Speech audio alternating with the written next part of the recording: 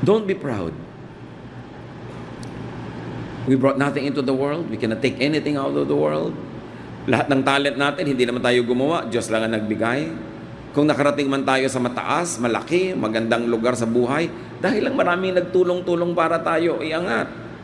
Whether they were very conscious of it or not, whether you are conscious of it or not, tinulungan ka lang. Hindi naman lahat ng katagumpay kasi magaling eh. Kasi maraming tumulong. Kasi na-bless. So do not be proud.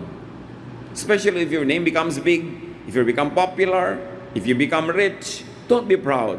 Proverbs 16:18, pride goes before destruction, a haughty spirit before a fall.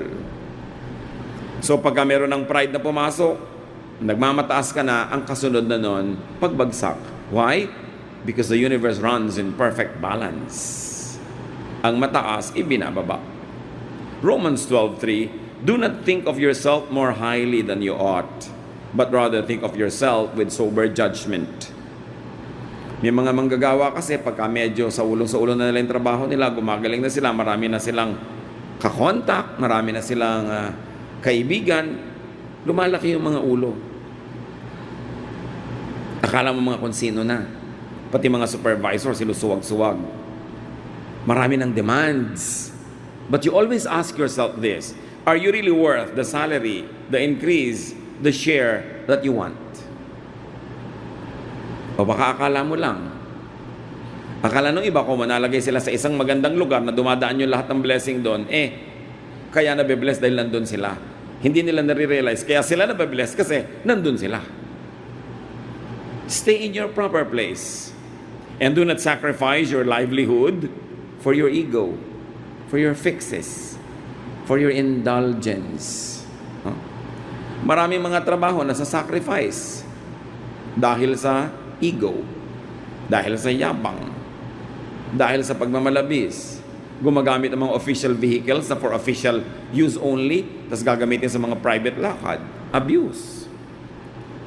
Yung may mga binibigyan ng representation allowance para pakainin mo kuminsan yung mga client, para sa inyo siya bumili o kayo tangkilikin. Ang resibo lang 1,000 pesos, lalagyan ng isa pang isang nagiging 11,000, no?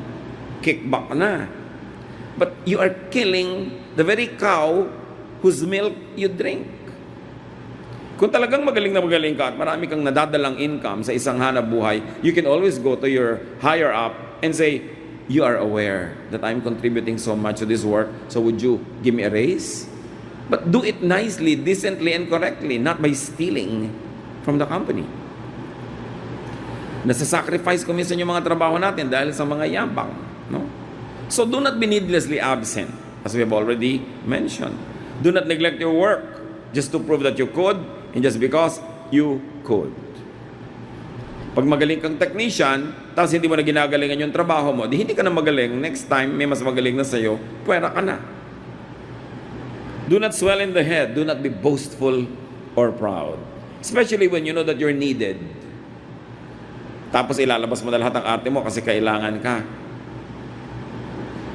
Pero pag talagang inilabas mo yung arte mo, maiinis yung mga tao, papatunayan nila sa'yo na mabubuhay sila nang wala ka. This planet ran perfectly well before you were born. It will run well after you die. You better correctly place yourself and do not think of yourself more highly than you ought.